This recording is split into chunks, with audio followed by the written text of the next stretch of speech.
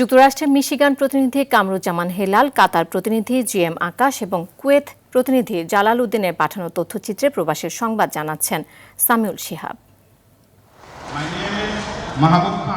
যুক্তরাষ্ট্রের মিশিগানে আগামী 4 August Democratic primary নির্বাচন।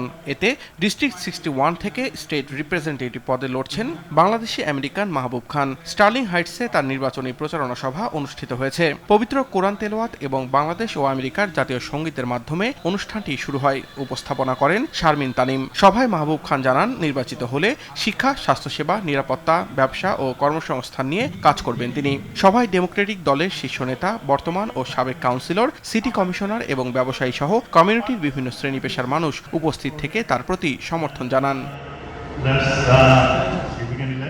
ইসলামী আন্দোলন বাংলাদেশ কাতার কেন্দ্রীয় কমিটির উদ্যোগে দোহায় সদস্য প্রশিক্ষণ কর্মশালার আয়োজন করা হয়েছে।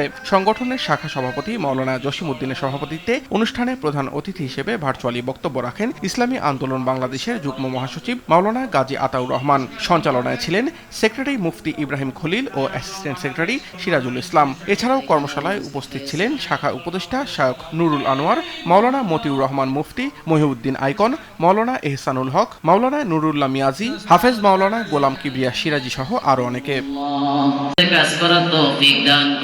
সিন্দুরপুর ইউনিয়নের প্রবাসীদের নিয়ে কুয়েতে এক মতবিনিময় সভার আয়োজন করেছেন জ্যেষ্ঠ প্রবাসী কমিউনিটি নেতা ও বিশিষ্ট সংগঠক কামাল হোসেন ভূঁইয়া। প্রবাসে থেকে দীর্ঘদিন এলাকার বিভিন্ন উন্নয়নমূলক কাজে ও সাধারণ মানুষের কল্যাণে অবদান রাখলেও এবারে সরাসরি জনপ্রতিনিধি হওয়ার আশাবাদ ব্যক্ত করেছেন তিনি। কামাল হোসেন বলেন, ফেনীর দাগনভূঞা উপজেলার 1 নং সিন্দুরপুর ইউনিয়নের আসন্ন নির্বাচনে চেয়ারম্যান পদে প্রতিদ্বন্দ্বিতা করবেন তিনি। তার এই সিদ্ধান্তে পূর্ণ সমর্থন ও আস্থা প্রকাশ করেন উপস্থিত প্রবাসীরা।